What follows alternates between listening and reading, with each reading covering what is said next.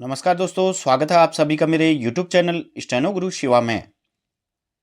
दोस्तों शुरू करते हैं आज की डिक्टेशन। संपादकीय गति लेखन संख्या 77। गति 80 शब्द प्रति मिनट। स्टार्ट।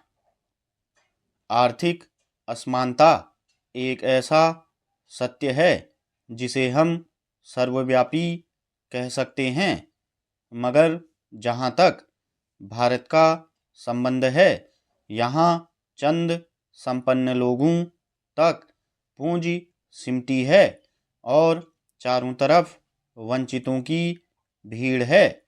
कृषि को भारतीय अर्थव्यवस्था की रीढ़ कहा जाता है, लेकिन गांवों में चले जाएं तो यहाँ अधिकतर किसानों की जोत 2 एकड़ से कम है।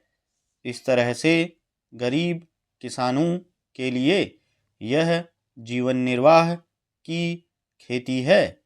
75 वर्ष गुजर गए, स्वाधीनता का अमृत महोत्सव भी मना लिया गया, मगर औसत किसान को आज भी 2 जून की रोटी के लाले पड़े रहते हैं।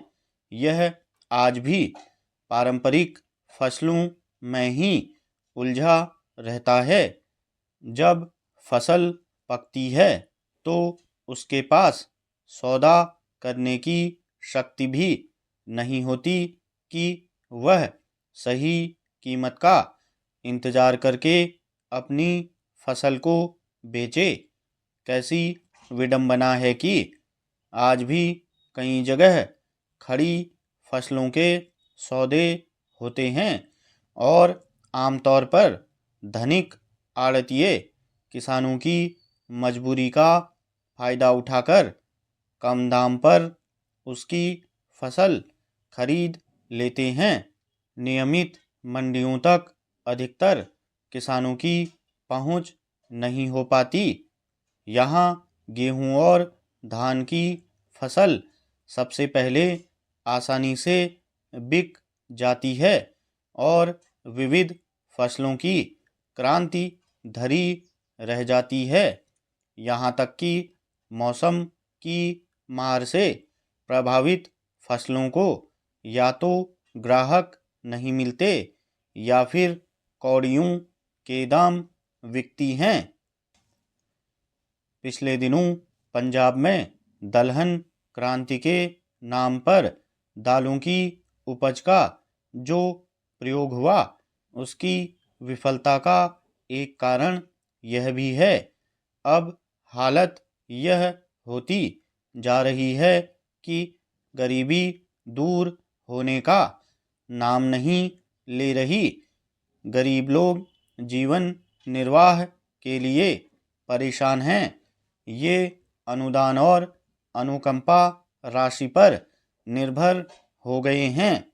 दूसरी ओर देश की पूंजी चंद लोगों में सिमट रही है। अभी एक प्रामाणिक रिपोर्ट आई है जिसमें बताया गया है कि सबसे अमीर भारतीयों की संपत्ति 23 वर्षों में 62% बढ़ी है। आर्थिक विश्लेषक कहते हैं कि पिछले 5 वर्षों से गरीब यथास्थिति में हैं। वे किसी तरह गुजर बसर कर रहे हैं।